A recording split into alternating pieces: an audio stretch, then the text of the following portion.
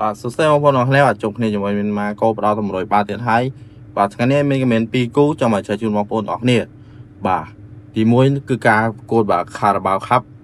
ហើយទី2បាទគឺការប្រកួតបាទ Copa del Rey បាទលីកតោះបងប្អូនភ័យចូលរួមទូទីលេងជាមួយនឹងមានអរគ្នាថាក្រុមពីរនេះក្រុមណាយកឈ្នះក្រុមណាហើយនឹងស៊ីគ្នាប្រហែលគ្រាប់បាទសម្រាប់គូទី1ដែលមានចង់លើកឡើងនោះគឺបាទ Man City ប៉ះគ្នាជាមួយនឹង Newcastle បាទហើយគូទី2បាទ Alaves បាទប៉ះគ្នាជាមួយនឹង Real Sociedad បាទក្នុងពេល Copa del Rey ហើយពីគូនេះបងប្អូនចង់លេងមានសុំណែនាំបងប្អូនបាទលេងទៅខាង Man City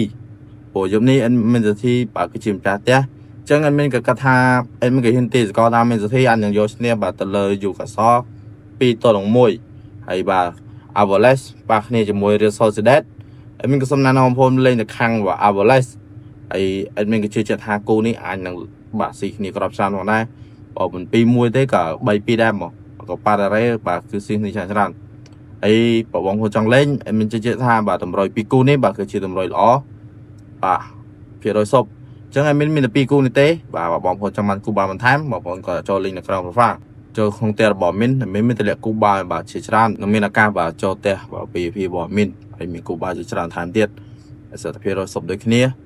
ហើយមានតែប៉ុណ្្នេះទេបាទជួយ like share follow មានម្នាក់មួយផងដើម្បីជាកម្លាំងចិត្តឲ្យមានធ្វើវីដេអូបន្តសូមអរគុណសូមជម្រាបលាជួបគ្នានៅវីដេអូក្រោយ